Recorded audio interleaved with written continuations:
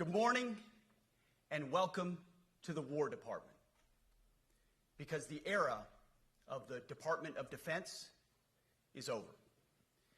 You see, the motto of my first platoon was, "Those who long for peace must prepare for war." This is, of course, not a new idea. This crowd knows that. The origin dates to the 4th century Rome and has been repeated ever since, including by our first commander-in-chief, George Washington, the first leader of the War Department. It captures a simple yet profound truth. To ensure peace, we must prepare for war. From this moment forward, the only mission of the newly restored Department of War is this: warfighting. Preparing for war and preparing to win. Unrelenting and uncompromising in that pursuit.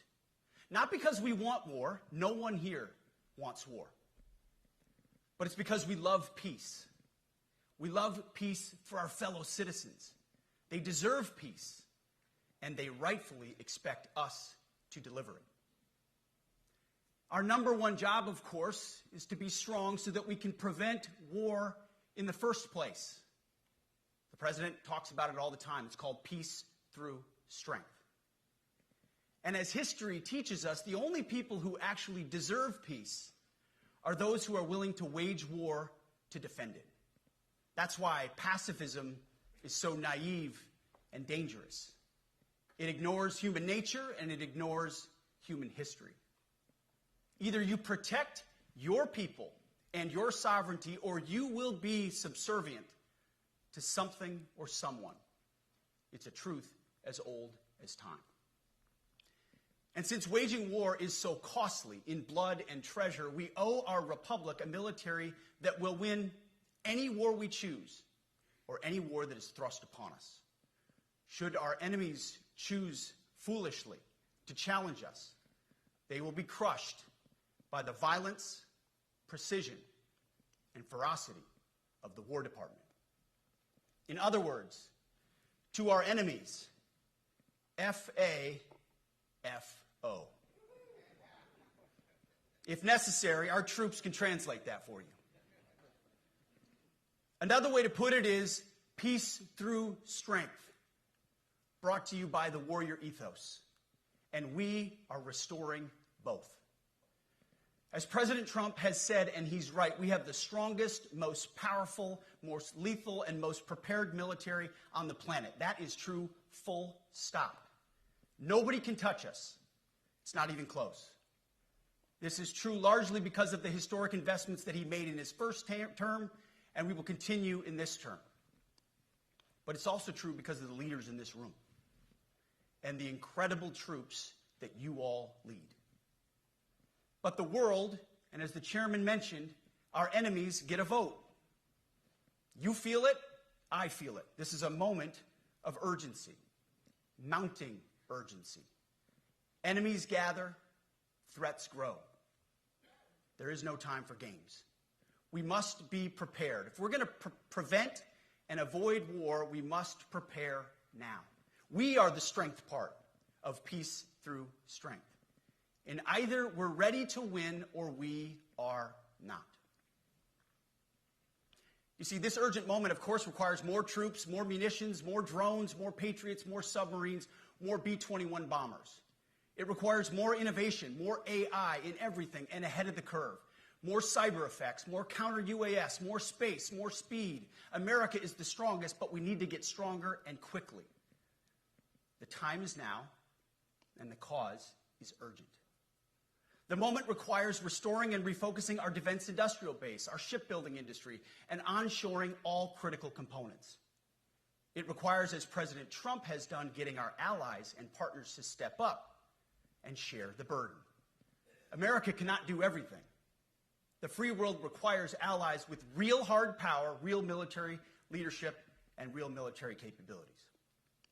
The War Department is tackling and prioritizing all of these things. And I'll be giving a speech next month that will showcase the speed, innovation, and generational acquisition reforms we are undertaking urgently.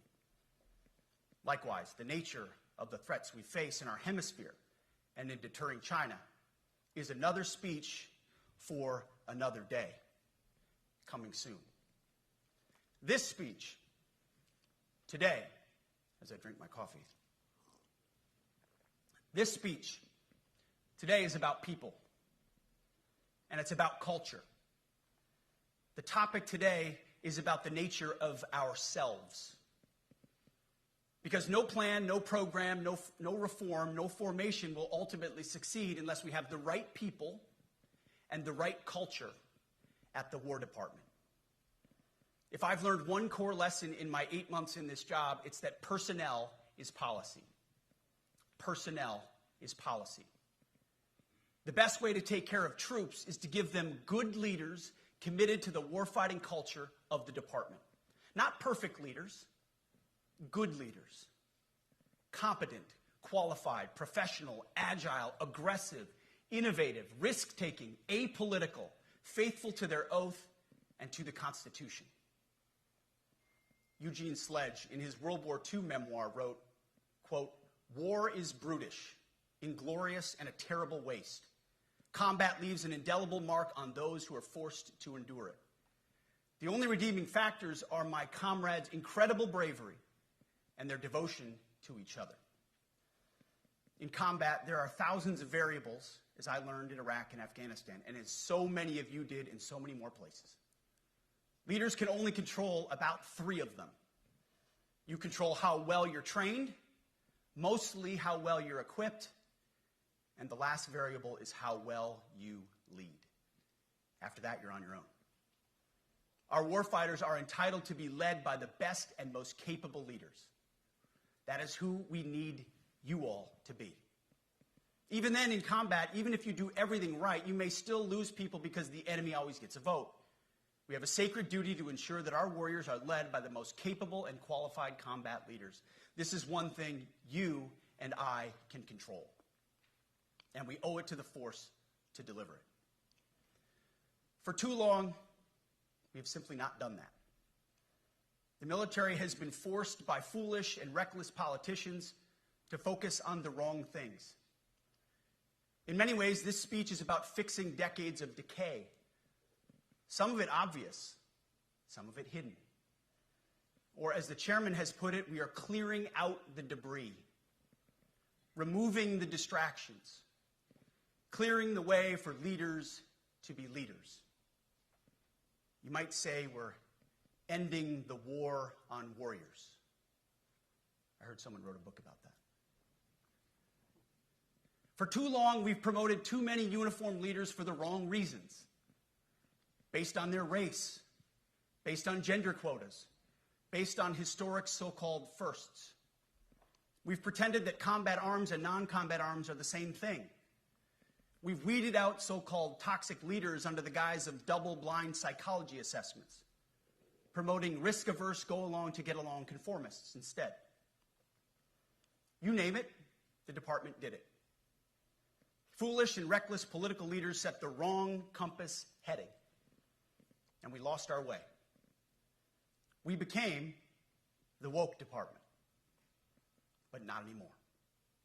Right now, I'm looking out at a sea of Americans who made a choice when they were young men and young women to do something most Americans will not, to serve something greater than yourselves, to fight for God and country, for freedom and the Constitution. You made a choice to serve when others did not, and I commend you. You are truly the best of America. But this does not mean, and this goes for all of us, that our path to this auditorium on this day was a straight line, or that the conditions of the formations we lead are where we want them to be. You love your country, and we love this uniform, which is why we must do better. We just have to be honest. We have to say with our mouths what we see with our eyes, to just tell it like it is in plain English, to point out the obvious things right in front of us. That's what leaders must do.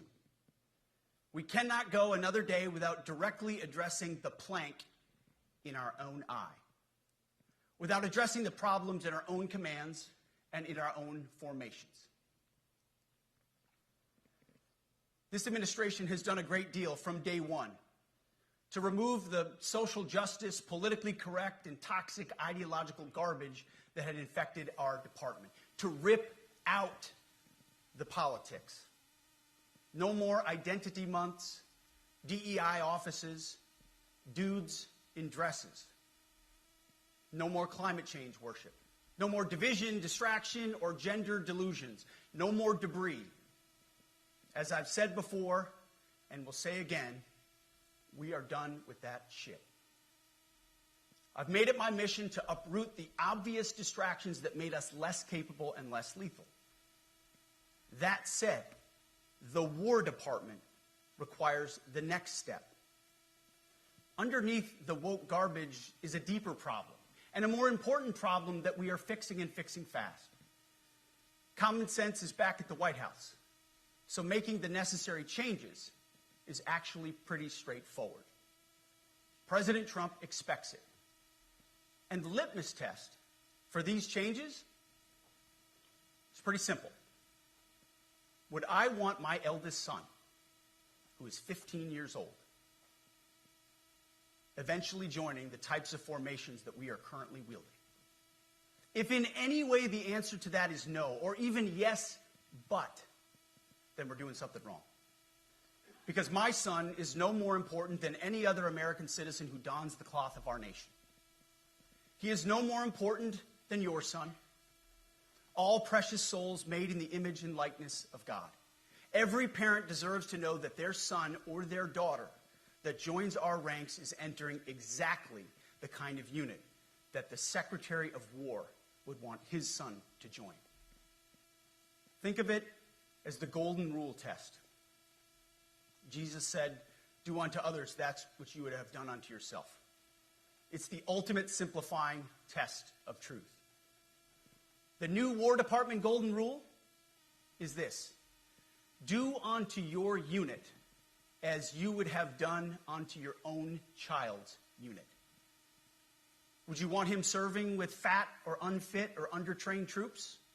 Or alongside people who can't meet basic standards? Or in a unit where standards were lowered so certain types of troops could make it in? In a unit where leaders were promoted for reasons other than merit, performance, and warfighting? The answer is not just no, it's hell no. This means at the War Department, first and foremost, we must restore a ruthless, dispassionate, and common sense application of standards. I don't want my son serving alongside troops who are out of shape, or in combat unit with females who can't meet the same combat arms physical standards as men, or troops who are not fully proficient on their assigned weapons, platform, or task, or under a leader who was the first, but not the best. Standards must be uniform, gender neutral, and high. If not, they're not standards. They're just suggestions. Suggestions that get our sons and daughters killed.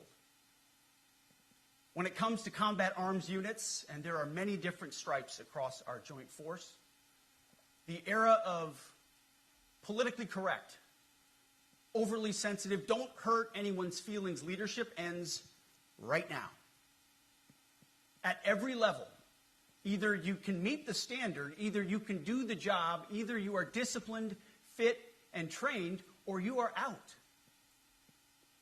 And that's why today, at my direction, and this is the first of 10 Department of War directives that are arriving at your commands as we speak and in your inbox. Today, at my direction, each service will ensure that every requirement for every combat MOS, for every designated combat arms position, returns to the highest male standard only. Because this job is life or death. Standards must be met. And not just met, at every level we should seek to exceed the standard, to push the envelope, to compete. It's common sense and core to who we are and what we do. It should be in our DNA. Today, at my direction, we are also adding a combat field test for combat arms units that must be executable in any environment at any time and with combat equipment. These tests They'll look familiar. They'll resemble the Army Expert Physical Fitness Assessment or the Marine Corps Combat Fitness Test. I'm also directing that warfighters in combat jobs execute their service fitness test at a gender-neutral, age-normed male standard scored above 70%. It all starts with physical fitness and appearance. If the Secretary of War can do regular, hard PT, so can every member of our joint force. Frankly, it's tiring to look out at combat formations, or really any formation, and see fat troops. Likewise, it's completely unacceptable to see fat generals and admirals in the halls of the Pentagon and leading commands around the country and the world. It's a bad look. It is bad, and it's not who we are.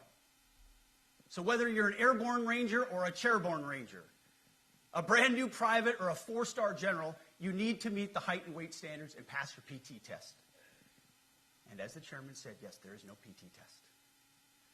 But today, at my direction, every member of the joint force at every rank is required to take a PT test twice a year, as well as meet height and weight requirements twice a year, every year of service.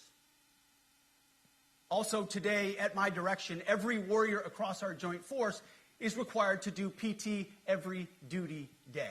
It should be common sense. I mean, most units do that already. But we're codifying it. And we're not talking like hot yoga and stretching. Real hard PT, either as a unit or as an individual. At every level, from the Joint Chiefs to everyone in this room to the youngest private, leaders set the standard. And so many of you do this already. Active, Guard, and Reserve. This also means grooming standards. No more beards, long hair, superficial individual expression. We're going to cut our hair, shave our beards, and adhere to standards. Because it's like the broken windows theory of policing. It's like when you let the small stuff go, the big stuff eventually goes. So you have to address the small stuff. This is on duty, in the field, and in the rear. If you want a beard, you can join Special Forces. If not, then shave. We don't have a military full of Nordic pagans. But unfortunately, we have had leaders who either refuse to call BS and enforce standards, or leaders who felt like they were not allowed to enforce standards. Both are unacceptable. And that's why today, at my direction, the era of unprofessional appearance is over. No more beardos. The era of rampant and ridiculous shaving profiles is done. Simply put, if you do not meet the male-level physical standards for combat positions, cannot pass a PT test, or don't want to shave and look professional, it's time for a new position or a new profession. I sincerely appreciate the proactive efforts the secretaries have already taken in some of those areas, service secretaries. And these directives are intended to simply accelerate those efforts. On the topic of standards, allow me a few words to talk about toxic leaders. Upholding and demanding high standards is not toxic. Enforcing high standards, not toxic leadership. Leading warfighters toward the goals of high, gender-neutral, and uncompromising standards in order to forge a cohesive, formidable, and lethal Department of War is not toxic. It is our duty, consistent with our constitutional oath. Real toxic leadership is endangering subordinates with low standards. Real toxic leadership is promoting people based on immutable characteristics or quotas instead of based on merit. Real toxic leadership is promoting destructive ideologies that are an anathema to the Constitution and the laws of nature and nature's God, as Thomas Jefferson wrote in the Declaration of Independence. The definition of toxic has been turned upside down, and we're correcting that. That's why today, at my direction, we're undertaking a full review of the department's definitions of so-called toxic leadership, bullying, and hazing, to empower leaders to enforce standards without fear of retribution or second-guessing. Of course, you can't do like nasty bullying and hazing. We're talking about words like bullying and hazing and toxic. They've been weaponized and bastardized inside our formations, undercutting commanders and NCOs. No more. Setting, achieving, and maintaining high standards is what you all do. And if that makes me toxic, then so be it. Second, today at our direction, we're ensuring that every service, every unit, every schoolhouse, and every form of professional military education conduct an immediate review of their standards. Now, we've done this in many places already, but today it goes across the entire Department of War. Any place where tried and true physical standards were altered, especially since 2015 when combat arms standards were changed to ensure females could qualify, must be returned to their original standard. Other standards have been manipulated to hit racial quotas as well, which is just as unacceptable. This too must end. Merit only. The president talks about it all the time, merit-based. Here are two basic frameworks I urge you to pursue in this process. Standards I call, my staff's heard all about them, the 1990 test and the E6 test. The 1990s test is simple. What were the military standards in 1990? And if they have changed, tell me why. Was it a necessary change based on the evolving landscape of combat? Or was the change due to a softening, weakening, or gender-based pursuit of other priorities? 1990s seems to be as good a place to start as any. And the E6 test. Ask yourself, does what you're doing make the leadership, accountability, and lethality efforts of an E6, or frankly an 03, does it make it easier or more complicated? Does the change empower staff sergeants, petty officers, and tech sergeants to get back to basics? The answer should be a resounding yes. The E6 test, or 03 test, clarifies a lot, and it clarifies quickly. Because war does not care if you're a man or a woman. Neither does the enemy. Nor does the weight of your rucksack, the size of an artillery round, or the body weight of a casualty on the battlefield who must be carried. This, and I want to be very clear about this, this is not about preventing women from serving. We very much value the impact of female troops. Our female officers and NCOs are the absolute best in the world. But when it comes to any job that requires physical power to perform in combat, those physical standards must be high and gender neutral. If women can make it, excellent. If not, it is what it is. If that means no women qualify for some combat jobs, so be it. That is not the intent, but it could be the result, so be it. It will also mean that weak men won't qualify because we're not playing games. This is combat. This is life or death. As we all know, this is you versus an enemy hell-bent on killing you. To be an effective, lethal fighting force, you must trust that the warrior alongside you in battle is capable, truly physically capable of doing what is necessary under fire. You know this is the only standard you would want for your kids and for your grandkids. Apply the War Department Golden Rule, the 1990 test, and the E6 test, and it's really hard to go wrong. Third, we are attacking and ending the walking on eggshells and zero-defect command culture. A risk-averse culture means officers execute not to lose instead of to win. A risk-averse culture means NCOs are not empowered to enforce standards. Commanders and NCOs don't take necessary risks or make tough adjustments for fear of rocking the boat or making mistakes. A blemish-free record is what peacetime leaders covet the most, which is the worst of all incentives. We, as senior leaders, need to end the poisonous culture of risk aversion and empower our NCOs at all levels to enforce standards. Truth be told, for the most part, we don't need new standards. We just need to reestablish a culture where enforcing standards is possible. And that's why today at my direction, I'm issuing new policies that will overhaul the IG, EO, and MEO processes. I call it the No More Walking on Eggshells policy.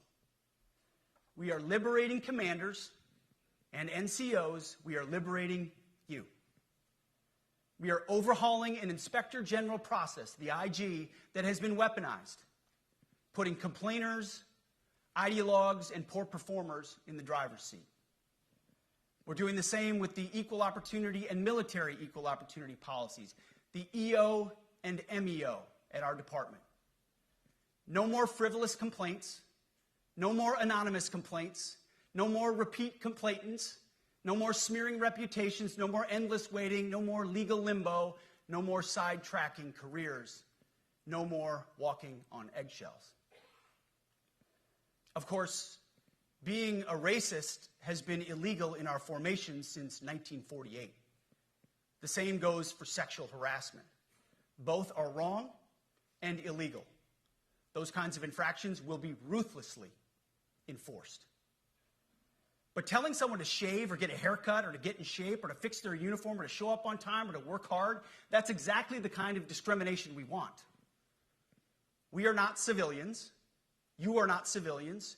You are set apart for a distinct purpose. So we, as a department, need to stop acting and thinking like civilians and get back to basics and put the power back in the hands of commanders and NCOs. Commanders and NCOs who make life and death decisions. Commanders and NCOs who enforce standards and ensure readiness. Commanders and NCOs who, in this War Department, have to look in the mirror and they have to pass the golden rule test. My kids, your kids, America's sons and daughters. So I urge you all here today and those watching, take this guidance and run with it. The core of this speech is the 10 directives we're announcing today. They were written for you, for Army leadership, for Navy leadership, for Marine Corps leadership, for Air Force leadership, Space Force leadership. These directives are designed to take the monkey off your back and put you, the leadership, back in the driver's seat. Move out with urgency because we have your back. I have your back.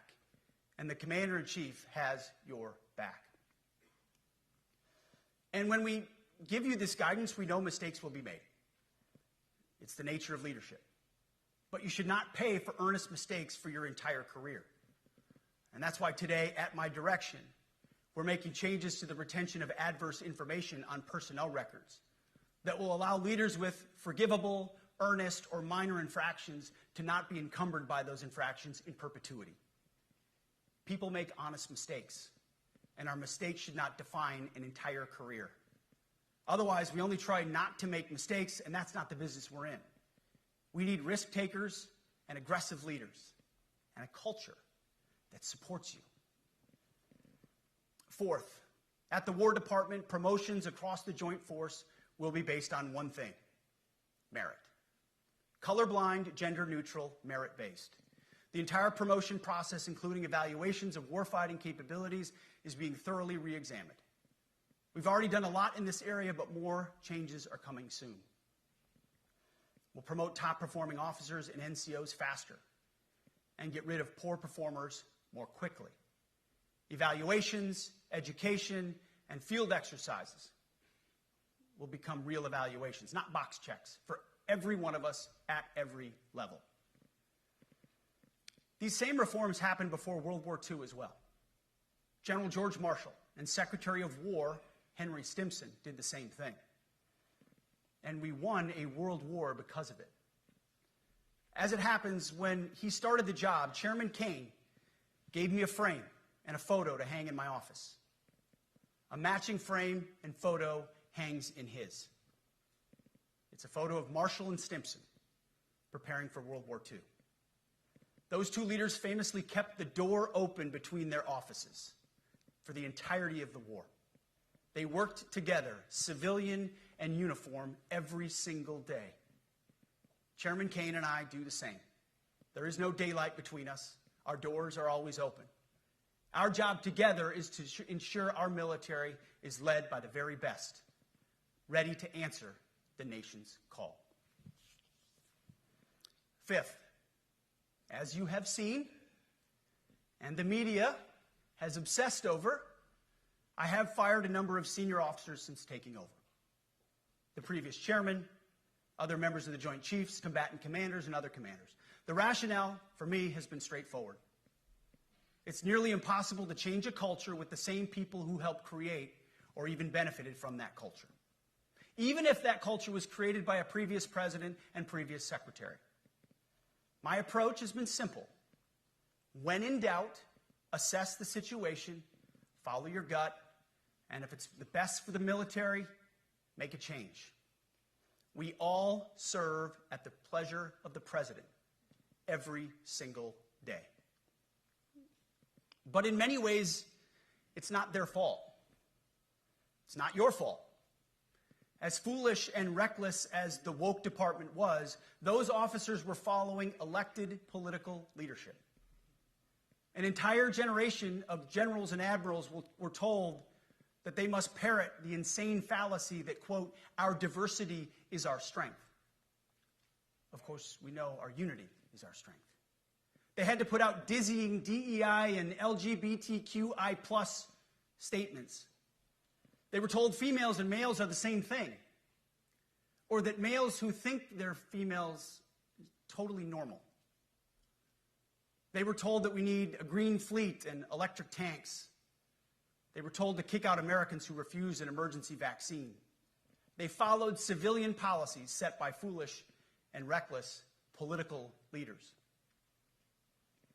Our job, my job, has been to determine which leaders simply did what they must to answer the prerogatives of civilian leadership, and which leaders are truly invested in the woke department, and therefore incapable of embracing the War Department and executing new lawful orders. That's it. It's that simple. So for the past 8 months, we've gotten a good look under the hood of our officer corps. We've done our best to thoroughly assess the human terrain. We've had to make trade-offs and some difficult decisions. It's more of an art than a science. We have been and will continue to be judicious, but also expeditious. The new compass heading is clear. Out with the Shirellis, the Mackenzies, and the Millies, and in with the Stockdales, the Schwarzkopfs, and the Pattons. More leadership changes will be made, of that I'm certain. Not because we want to, but because we must. Once again, this is life and death. The sooner we have the right people, the sooner we can advance the right policies. Personnel is policy. But I look out at this group, and I see great Americans. Leaders who have given decades to our great republic, at great sacrifice to yourselves and to your families. But if the words I'm speaking today are making your heart sink, then you should do the honorable thing and resign. We would thank you for your service. But I suspect, I know, the overwhelming majority of you feel the opposite. These words make your hearts full. You love the War Department because you love what you do, the profession of arms. You are hereby liberated to be an apolitical, hard-charging, no-nonsense, constitutional leader that you joined the military to be. We need you locked in on the M, not the D, the E, or the I, not the DEI or the DIE of dime. By that I mean the M, military, of the instruments of national power. We have entire departments across the government dedicated to diplomatic, informational, and economic lines of effort. We do the M. Nobody else does. And our GOFOs need to master it in every domain and every scenario. No more distractions, no more political ideologies, no more debris. Now, of course, we're going to disagree at times. We would not be Americans if we didn't. Being a leader in a large organization like ours means having frank conversations and differences of opinion. You will win some arguments, and you will lose some arguments. But when civilian leaders issue lawful orders, we execute. We are professionals in the profession of arms. Our entire constitutional system is predicated upon this understanding. Now, it seems like a small thing, but it's not. This includes as well the behavior of our troops online. To that end, I want to thank and recognize the services for their new proactive social media policies. Use them. Anonymous, online, or keyboard complaining is not worthy of a warrior. It's cowardice masquerading as conscience. Anonymous, unit-level social media pages that trash commanders, demoralize troops, and undermine unit cohesion must not be tolerated. Again, O3s, E6s. Sixth, we must train and we must maintain. Any moment that we are not training on our mission or maintaining our equipment is a moment we are less prepared for preventing or winning the next war. That is why today, at my direction, we are drastically reducing the ridiculous amount of mandatory training that individuals and units must execute. We've already ended the most egregious. Now we're giving you back real time. Less PowerPoint briefings and fewer online courses, more time in the motor pool, and more time on the range. Our job is to make sure you have the money, equipment, weapons, and parts to train and maintain, and then you take it from there. You all know this because it's common sense. The tougher and the higher the standards in our units, the higher the retention rates in those units. Warriors want to be challenged. Troops want to be tested. When you don't train and you don't maintain, you demoralize. And that's when our best people decide to take their talents to the civilian world. The leaders who created the woke department have already driven out too many hard chargers. We reverse that trend right now. There is no world in which high-intensity war exists without pain, agony, and human tragedy. We are in a dangerous line of work. You are in a dangerous line of work. We may lose good people. But let no warrior cry out from the grave, "If only I had been properly trained." We will not lose warfighters because we failed to train or equip them or resource them. Shame on us if we do. Train like your warriors' lives depend on it, because they do. To that point, basic training is being restored to what it should be: scary, tough, and disciplined. We're empowering drill sergeants to instill healthy fear in new recruits, ensuring that future warfighters are forged. Yes, they can shark attack, they can toss bunks, they can swear, and yes, they can put their hands on recruits. This does not mean they can be reckless or violate the law, but they can use tried and true methods to motivate new recruits, to make them the warriors they need to be. Back to basics at basic as well. Of course, and you know this, basic training is not where mission readiness should end. The nature of the evolving threat environment demands that everyone, in every job, must be ready to join the fight if needed. A core credo of the Marine Corps is every Marine a rifleman.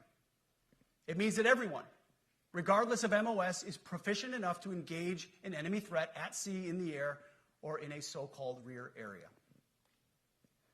We need to ensure that every member of our uniformed military maintains baseline proficiency in basic combat skills, especially because the next war, like the last, will likely not have a rear area. Finally, as President Trump rightly pointed out when he changed the department name, the United States has not won a major theater war since the name was changed to the Department of Defense in 1947. One conflict stands out in stark contrast: the Gulf War. Why? Well, there's a number of reasons, but it was a limited mission with overwhelming force and a clear end state. But why did we execute and win the Gulf War the way we did in 1991? There's two overwhelming reasons. One was President Ronald Reagan's military buildup gave an overwhelming advantage. And two, military and Pentagon leadership had previous formative battlefield experiences. The men who led this department during the Gulf War were mostly combat veterans of the Vietnam War. They said never again to mission creep or nebulous end states. The same holds true today. Our civilian and military leadership is chock full of veterans from Iraq and Afghanistan who say never again to nation building and nebulous end states. This clear-eyed view, all the way in the White House, combined with President Trump's military buildup, postures us for future victories if, and we will, and when we embrace the War Department. And we must. We are preparing every day. We have to be prepared for war, not for defense. We're training warriors, not defenders. We fight wars to win, not to defend. Defense is something you do all the time. It's inherently reactionary and can lead to overuse, overreach, and mission creep. War is something you do sparingly, on our own terms, and with clear aims. We fight to win. We unleash overwhelming and punishing violence on the enemy. We also don't fight with stupid rules of engagement. We untie the hands of our warfighters to intimidate, demoralize, hunt, and kill the enemies of our country. No more politically correct and overbearing rules of engagement. Just common sense, maximum lethality, and authority for warfighters. That's all I ever wanted as a platoon leader. And it's all my E6 squad leaders ever wanted, back to that E6 rule. We let our leaders fight their formations, and then we have their back. It's very simple, yet incredibly powerful. A few months ago, I was at the White House when President Trump announced his Liberation Day for America's trade policy. It was a landmark day. Well, today is another Liberation Day. The liberation of America's warriors, in name, in deed, and in authorities. You kill people and break things for a living. You are not politically correct and don't necessarily belong always in polite society. We are not an army of one. We are a joint force of millions of selfless Americans. We are warriors. We are purpose-built, not for fair weather, blue skies, or calm seas. We were built to load up in the back of helicopters, 5 tons, or Zodiacs, in the dead of night, in fair weather or foul, to go to dangerous places, to find those who would do our nation harm, and deliver justice on behalf of the American people in close and brutal combat, if necessary. You are different. We fight not because we hate what's in front of us. We fight because we love what's behind us. You see, the Ivy League faculty lounges will never understand us, and that's okay, because they could never do what you do. The media will mischaracterize us, and that's okay, because deep down they know the reason they can do what they do is you. In this profession, you feel comfortable inside the violence so that our citizens can live peacefully. Lethality is our calling card, and victory our only acceptable end state. In closing, a few weeks ago, at our monthly Pentagon Christian prayer service, I recited a commander's prayer. It's a simple yet meaningful prayer for wisdom for commanders and leaders. I encourage you to look it up if you've never seen it. But the prayer, it ends like this. And most of all, Lord, please keep my soldiers safe. Lead them, guide them, protect them, watch over them. And as you gave all of yourself for me, help me give all of myself for them. And amen. I have prayed this prayer many times since I've had the privilege of being your secretary. And I will continue to pray this prayer for each of you as you command and lead our nation's finest. Go forth and do good things, hard things. President Trump has your back, and so do I. And you'll hear from him shortly. Move out and draw fire, because we are the War Department. Godspeed.